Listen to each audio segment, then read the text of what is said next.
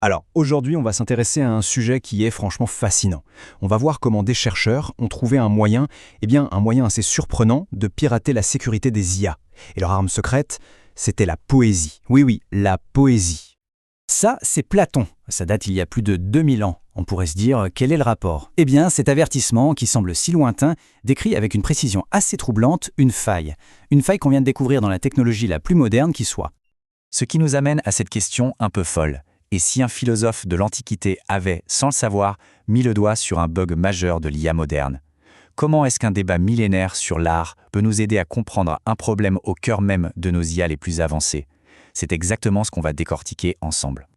Bon, alors, entrons dans le vif du sujet. L'idée de base de cette expérience, c'est ce que les chercheurs ont baptisé l'attaque poétique. Concrètement, qu'est-ce que ça veut dire? Eh bien, ils n'ont pas juste posé des questions directes à l'IA. Non, ils ont fait bien plus malin que ça. Ils les ont transformés en poèmes. Pour bien comprendre ce qui se passe, il faut parler d'un concept clé, le jailbreak. Le mot peut faire un peu technique, mais l'idée est simple. Imaginez que c'est un peu comme crocheter une serrure numérique. Le but, c'est de formuler une question d'une manière si astucieuse que l'IA, en quelque sorte, oublie ses propres règles de sécurité et finit par répondre à une demande qui est normalement totalement interdite. Et voilà un exemple parfait de comment ça marche. À gauche, on a une requête, disons une requête malveillante, posée directement. Normalement, l'IA la bloque net. Mais regardez à droite, c'est la même intention, la même demande, mais cette fois elle est déguisée en poème. On parle d'une recette secrète de boulanger. C'est une métaphore bien sûr. Le fond est tout aussi dangereux, mais la forme poétique, elle, arrive à tromper les garde-fous de l'IA. Alors maintenant, les résultats. Et c'est là, franchement, que ça devient assez dingue, parce que l'efficacité de cette méthode a complètement dépassé ce que les chercheurs eux-mêmes imaginaient. 62%, c'est le chiffre à retenir. C'est le taux de réussite moyen de ces poèmes pirates, si on peut dire, testés sur 25 des plus grands modèles d'IA du marché. Ça veut dire que dans près de 2 cas sur 3, un simple poème a réussi à faire sauter les verrous de sécurité. Et attention, ce n'est pas un problème qui concerne un seul modèle ou une seule entreprise. Pas du tout. Ce qu'on voit ici, c'est que la vulnérabilité est généralisée. Ce tableau compare le taux de réussite d'une attaque classique, en prose, avec celui de l'attaque poétique. Et la différence, elle est juste énorme. Regardez les chiffres pour des géants comme DeepSeek ou Google.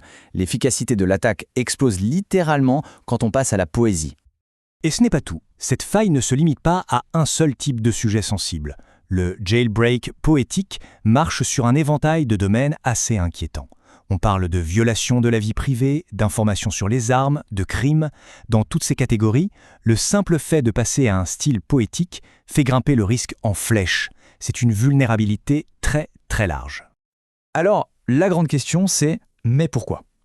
Comment est-ce possible qu'un simple poème puisse mettre en échec des systèmes de sécurité qui ont coûté des milliards à développer? C'est la question à millions, et les chercheurs ont des pistes de réponse assez fascinantes. En gros, tout est une histoire de schéma. Les IA de sécurité sont entraînées à repérer des patterns, des modèles de langage dangereux dans des textes normaux, en prose, c'est leur job. Mais la poésie, la poésie vient tout casser. Elle utilise des métaphores, un rythme, des rimes, une structure complètement différente. C'est un langage pour lequel les filtres de sécurité n'ont tout simplement pas été entraînés. L'IA est tellement absorbée par l'analyse de la forme artistique qu'elle en oublie de vérifier si le fond, lui, est dangereux. Et là, on arrive à un point qui est vraiment contre-intuitif, une vraie surprise. On aurait tendance à penser que les plus grosses IA, les plus puissantes, sont forcément les plus sûres, non? Eh bien, l'étude montre exactement l'inverse. Les modèles plus petits, moins capables, résistaient souvent mieux à ces attaques poétiques. L'hypothèse, c'est que leur compréhension plus basique du langage les empêchait tout simplement de comprendre les doubles sens et les métaphores. En gros, ils étaient trop bêtes pour se faire avoir. Alors, qu'est-ce que tout ça signifie au fond? Parce que, au-delà de l'anecdote un peu marrante de l'IA qui se fait piéger par un poème, ça soulève des questions fondamentales sur la façon dont on conçoit la sécurité de l'intelligence artificielle aujourd'hui. Le mot des chercheurs est très fort. Ils ne parlent pas d'un simple bug, mais d'une vulnérabilité systématique. Qu'est-ce que ça veut dire? Ça veut dire que le problème n'est pas juste une petite erreur de code, c'est peut-être la méthode même qu'on utilise pour rendre les IA sûres qui a un défaut fondamental. On dirait qu'on a oublié de prendre en compte la créativité, la nuance, tout ce qui fait la richesse de la communication humaine. Donc, si on devait résumer les grandes leçons à tirer, ce serait quoi? D'abord, nos méthodes de sécurité actuelles sont trop rigides. Elles sont fortes contre les menaces connues, mais très faibles face à la créativité. Ensuite, les tests de sécurité standards ne suffisent plus. Ils nous donnent peut-être une fausse impression de robustesse. Et enfin, et c'est crucial, les futures réglementations, comme le fameux AI Act européen, vont devoir imaginer des crash tests beaucoup plus inventifs si elles veulent être vraiment efficaces.